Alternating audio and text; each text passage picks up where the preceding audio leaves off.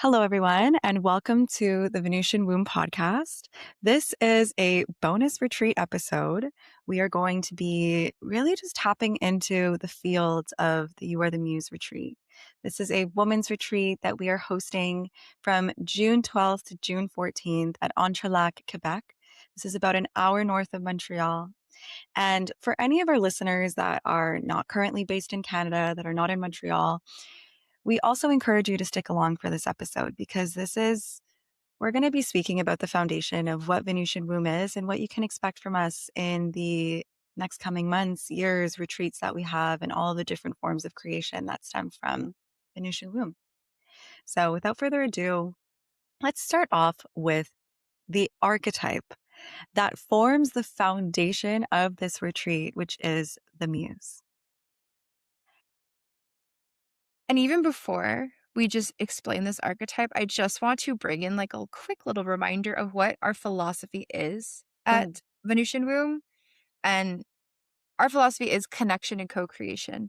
Everything we do is relationally connected and then co-created as a group, as a little cohesive unit. So Mhm. that is our philosophy, which we were like, oh my gosh, what is the best way? What beautiful archetype can we use to explore connection and co-creation? The Muse. So It's so Venusian.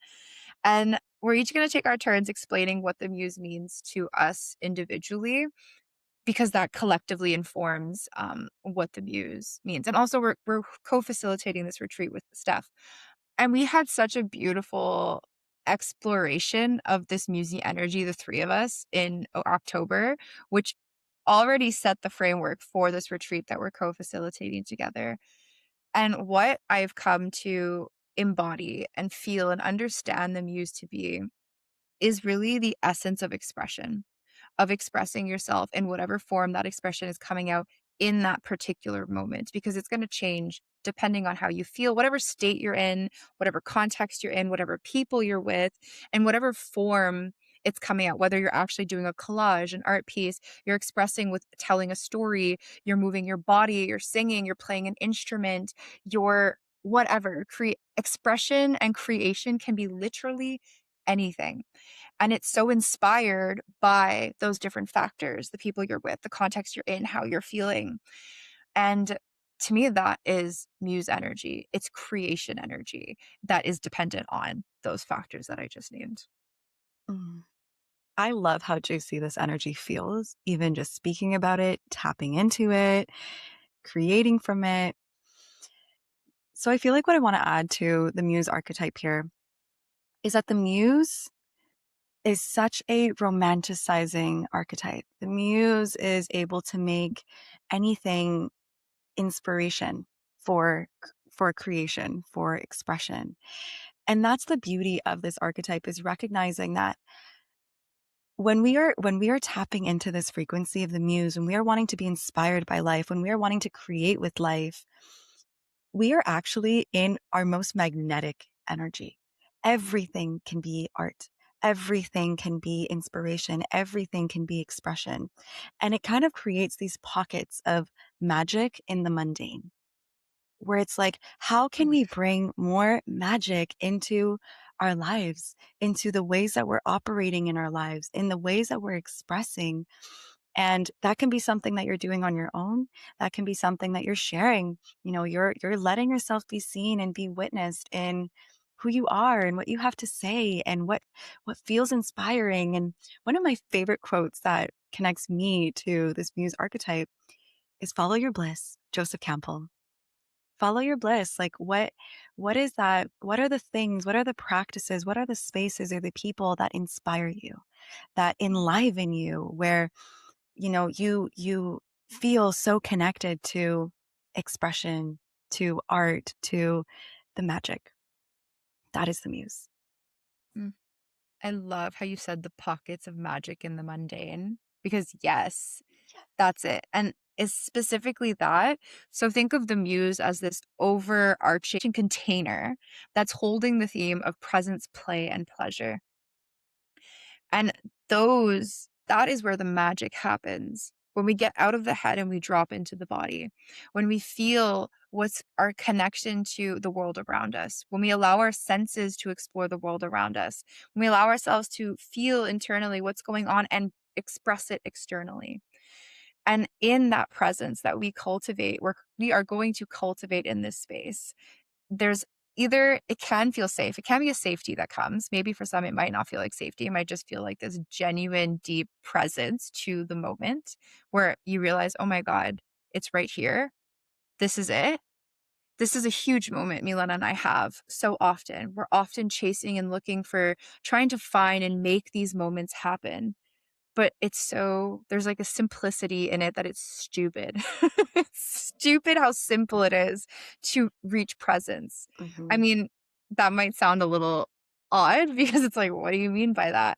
But it's right here to just feel the wind against your skin, Mhm. to feel the comfort of the fabric on your body, to feel someone else's hand in your hand, feeling their Mhm. nails, their fingers.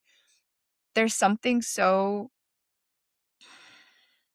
powerful in these moments of presence that opens up a world of possibility, curiosity, openness to play and to Mhm. experience pleasure that you can't experience if you are not feeling grounded and present in the moment and in your body. And that is how we are going to be exploring the muse through presence, play, and pleasure.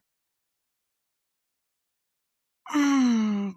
I'm so activated right now. That's crazy because it's like it really is so simple. Like, and this is the thing too, as someone that has lived in our head, as most of us do, for like literally most of my life, it was such a crazy realization and revelation just on this creative path of recognizing that the more that I'm trying to control, the more that I'm trying to overthink, the more that I'm trying to perfect, the more that I'm trying to refine, the more that I'm trying to fully complete, the more that I am actually pushing away that point of expression, that point of sharing myself, that point of being witnessed, that point of even just expressing so I can witness myself. And the ways that this showed up for me, and I know that this is going to be relatable for so many people, so I want to bring it into the field, is how many times have you kind of maybe sang on your own in the shower? And then you hear, or you're just kind of, you're out in your day and you feel like you want to do a little wiggle, maybe you're listening to a song and you're like, this is a great song, but you're in public. And maybe you notice that someone's kind of walking by and you're like, oh, and you freeze. Or, you think you're in the shower and you're performing in a concert, but then you're like, oh my God, what if my neighbors can hear me? And you stop yourself. This is what we mean when we say being present in your body, where you are able to stay present with yourself and with how you're expressing in the moment. Like, this is where inner child comes in. Like, children are just being silly and playful, and they're not thinking about how they're perceived. They're not thinking about who's looking at them. That's the point. They're so present in their play and in their experience and in their moment that they're not in their head. They're not stopping themselves. And this is the point, is how can we, and I didn't share my voice for like years because I couldn't stay present in my body as I was being witnessed by someone else singing. Like, I actually would dissociate from my body. And then I would get into the state of like fight, flight, freeze. And I just couldn't even keep singing. My throat would close up. My whole body felt like I was being chased by a tiger and there's a predator, like it was just such an activating and overwhelming experience to stay present in my body for. And it really did take being celebrated, being welcomed, being held in spaces where that felt safer to do, where other people were doing it too, where I wasn't the only one. And that it's like, even just seeing someone else being in their expression and seeing other people singing, I was like, wow, that's so brave. And I would love to do that. And being in those spaces actually opened that doorway for me to get there. And it's a journey, it's a process, but you're not alone in it.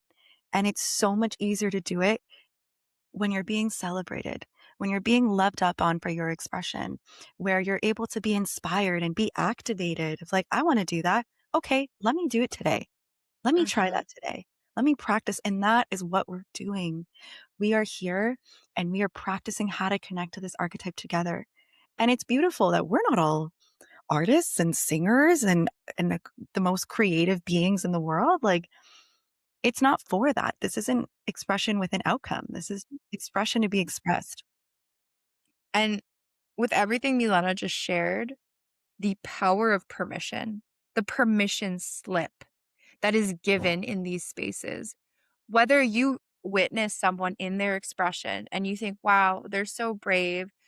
Oh, maybe I could start moving a little bit. I might not be ready to join them and sing or scream or do whatever they're doing, but the little bit of permission that it gives you to edge the capacity of your expression even just a little bit more is tremendous. You might not Mhm. realize how big it Huge. is, but it's so huge because it's giving you capacity and acknowledgement and permission. It's really just the permission to be in your expression because you notice, hey, I'm not judging them and their expression, and they're being pretty fucking weird over there. Like whatever they're doing, I don't know, but that's freaking amazing and brave and courageous that they are. Let me see what's going on here. Like, how do I wanna move? How do I want to express? What do I actually want to do in this moment? And it's taking off these damn masks, all of these masks that we wear to fit, to be normal, to shape shift into a good societal being. I mean, that might be my own biases and how I feel about it, but or projections. We don't live in a very expressed world. Let's put that out there. And I can so relate to what you were saying, like, sometimes you might be singing and saying, like, when I'm walking and I'm, like, moving, and then I get, like, self-conscious, I'm like, "Oh my god, people might be watching," but the desire to move and to dance along my walk is so present, and I always think every time I'm on my walk, imagine everyone was just, like, had headphones in and was just, like, dancing through the streets, like, how fucking cool would that be? And, like, sometimes my hands are moving and I'm just like, "Oh, that I guess that looks weird to an oncomer," but, like, the music is moving me. Like, what can I say? Like, I need to move. I can't just walk like a freaking robot. Like, what? This is kind of reminding me of a silent disco when you have headphones in, right? Where it's like, if we're looking at people from the outside in, we're like, what? They look so strange. And like, look at them moving all the ways. And obviously, we're not listening to the music. We're not like, oh, yeah, this Yeah. beat, like, right? Like, they just look kind of ridiculous, but they're expressed. But they're Mhm. expressed. And the beautiful thing is that all of the people that are wearing those headsets are connected to the same field. They're connected to that music. They're connected to that expression that is moving through them. And that's the whole point is can we move through life like we have these silent headphone headsets on and everyone is also wearing their own and we're just letting ourselves be free. Mm. That's all it And is. that's the purpose. That's, like, another huge purpose of this retreat, that there are not many spaces in our day-to-day lives for us to with the conditions to express, to explore, not even be expressed, to explore expression. Because without the exploration, without the curiosity, we're not going to express because it doesn't feel safe.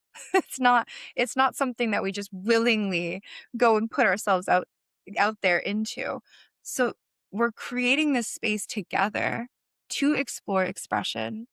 And in that, that is an investment that you are putting into yourself to choose to come to this space to do this because it's not something that you can naturally access in your day-to-day life. Especially, like, you might be able to do it on your own in your bedroom and have, like, a wild dance party with no one witnessing you, but then that stays confined to the 4 walls of your bedroom. Hmm. It never leaves that. But how Hmm. free do you feel in those moments? How alive do you feel? How connected do you feel when you can just let go and sing in the shower and dance in your room and be the silly, goofy human you are? And then you step outside and all those parts of you, what happens? Where do they go? They shut down. We wear a They're mask. gone. They disappear. They're not acceptable, or it doesn't feel safe to allow them to be. This space is for you to allow those parts of you to come out, to be seen, to be witnessed, to play with other people's, because everyone has those same parts you have, baby. Girl. They're just different flavors, different textures, and they all want to play with your parts. Well, okay, hold on. Whoa. This got weird. I mean, y'all know what I was trying to say, but we Let's all want clarify. play with the parts of you that want to be expressed. That's what I was trying to say. Um, So Hmm. that permission is really that allowing in and choosing to come to a retreat, choosing to come to formal is it's an investment in yourself because it is an investment of your money, it's an investment of your time, your energy, all of it. But the outcome and the reward is so great. It's so Hmm. great. It's so worth it. You're also investing in facing your fears. Mm, That's really what it is, because that is one of the most uncomfortable decisions to actually step into an experience like this is you're choosing to feel the fear and do it anyways. You're choosing to have the yes and. It's like, yes, I have this desire to be here and to be an expression and to connect with the magic within me and to connect with my inner child and to reconnect with how play feels like. I haven't played in so long and I don't, right? Like this is what you're investing in. And it's going to feel scary. And, maybe financially, it is a stretch. Maybe for you, it's a completely new experience. Maybe you've never been in spaces with other women where you're being guided through an experience. Maybe you've never been to a retreat before. So it's like, how can the desire and the curiosity and the intrigue be there and also the fear? Like this isn't going to be a full body yes, where there's absolutely no fear at all whatsoever and there's no resistance and you don't have any insecurities coming up and it's just flowing. Like obviously in an ideal world, we would all love to get there. I think that's like the full embodiment of the muse is she's not even feeling into any fear because she's so deeply in her aliveness, enlivenment.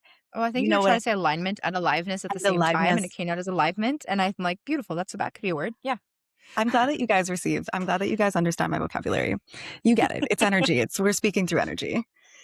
But it's just that's exactly it, and I think that that's important to acknowledge is the fact that a full body yes is not always going to be feel super light and easeful. Sometimes that really is meeting the resistance as well and then still making a choice to honor that yes. Mhm. Hmm. Which brings us into, I think, just talking a little about who this retreat is for specifically and who this retreat is not for. Let's start with the not for. This is not for you if you are wanting an unplugged, solitary, going on my little lonesome, disconnecting experience. This is a group experience. It's a relational experience. We have activities. There will absolutely be time for solitude, integration, and your own time. But if you are coming, you are coming with intention, no intent, and knowing that we are moving through this as a group. We're doing this together. It's a connection and co-creation journey.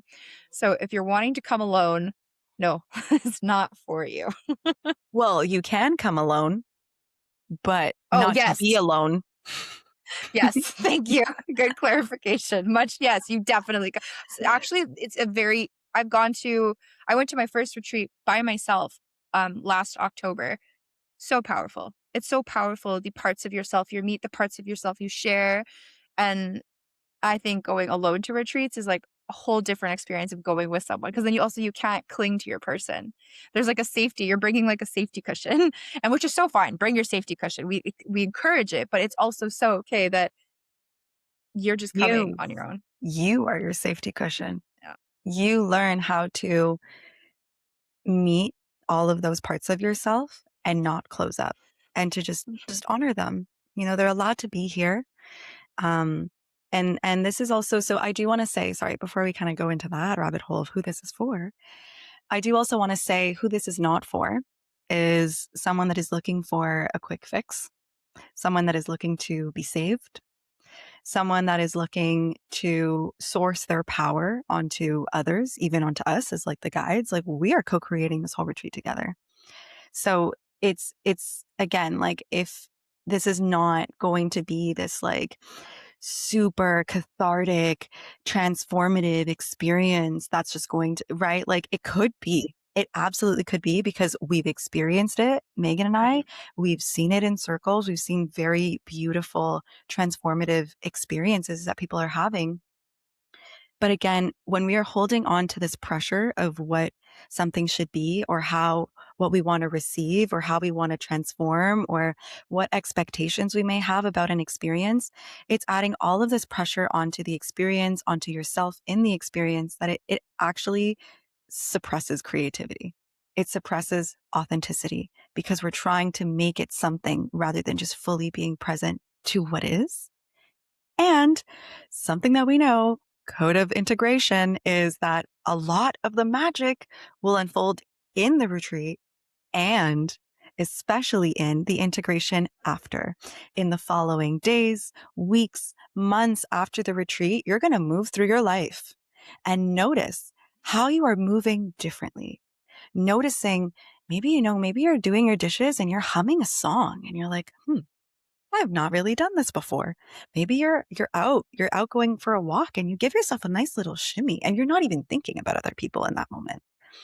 That is where you are going to really truly witness the embodiment of what's been shifting and what's transformed and what limitations have dissolved and how much more liberated and free you are in your expression. Those are the moments that you will catch yourself and be like, oh, wow, I get it. I feel it. I see it. Hmm.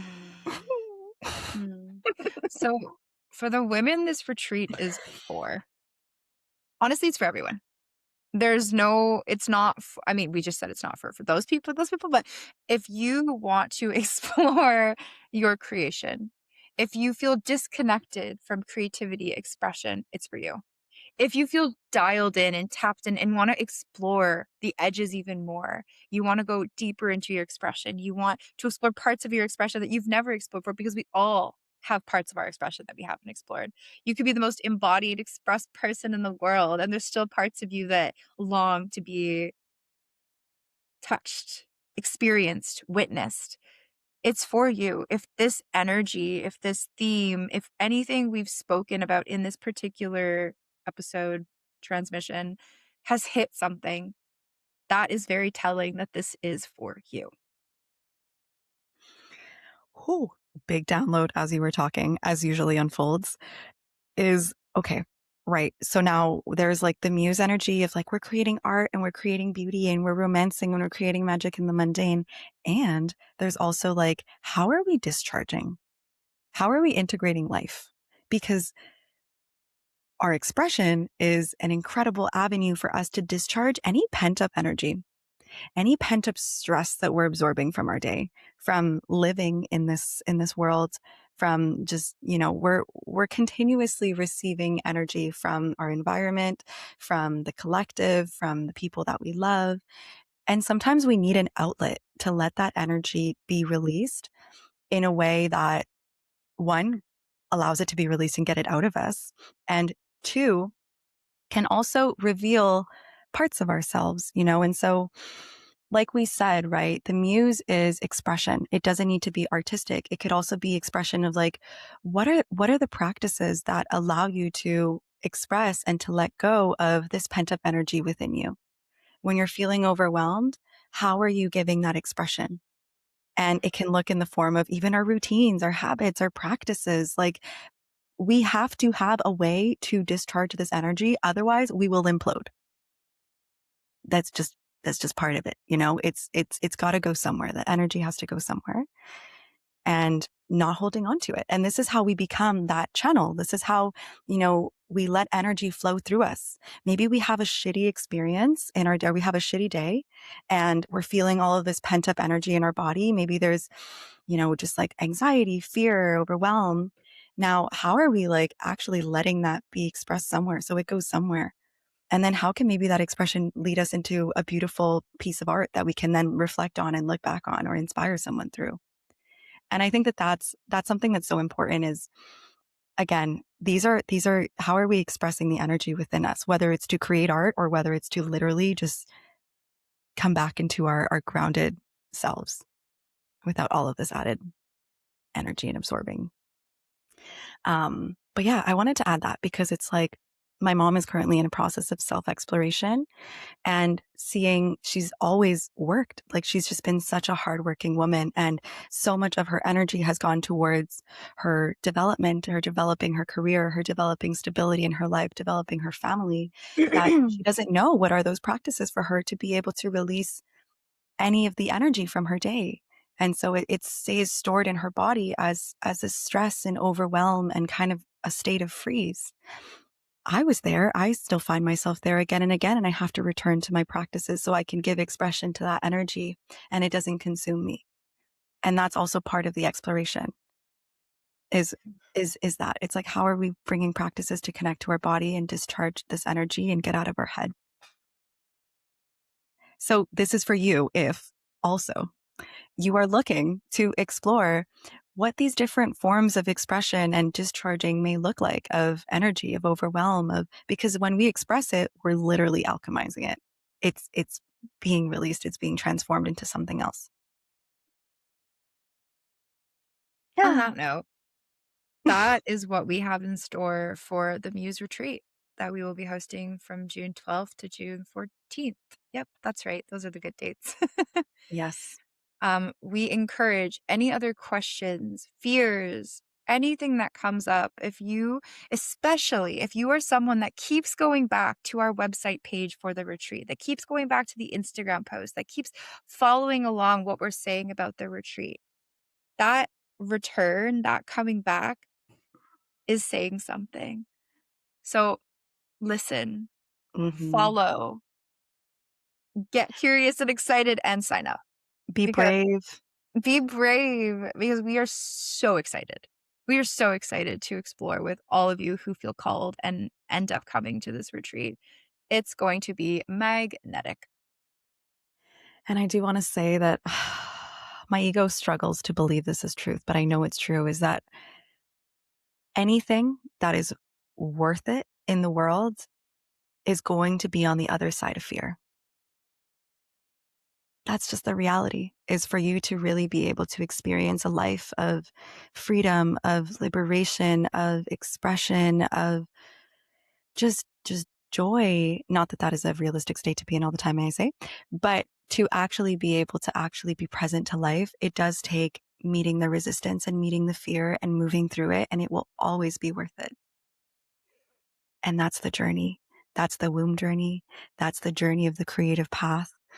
And we are excited to be able to serve in your journey, to be able to support you in your journey, to be able to offer you the practices and the resources that have supported Meaghan and I to even do this work. And it's beautiful, you know. And I just want to say, even in the process of creating Venusian Womb, this is like one of our ultimate babies and creations is we are still continuously moving through resistance. We are still continuously moving through, are we too much? Are we not enough? Is this landing, like, and that's the journey. That's the journey. And it's going to be a beautiful journey. And it's beautiful to have support, to have people and to continue to walk it because it will test your faith. It will test your devotion. And like I said, that's the way to actually receive all of the beautiful gifts of life. So Mhm. we look forward to seeing you. And again, we are here to answer any of your questions. And we are so excited to step into this field and to share the magic of what we've experienced in our creative process. And it's so juicy that like I can't even, I'm like giggling because it's just so like yummy and expressed and free and playful and light. And that comes with the yes and it's the yes Mhm. and I feel the Yes. resistance and blah, blah, blah, blah, blah, right? But they're both able to be here and how can we hold both? And that's the journey. So we love you. We will see And we'll you see you there. soon.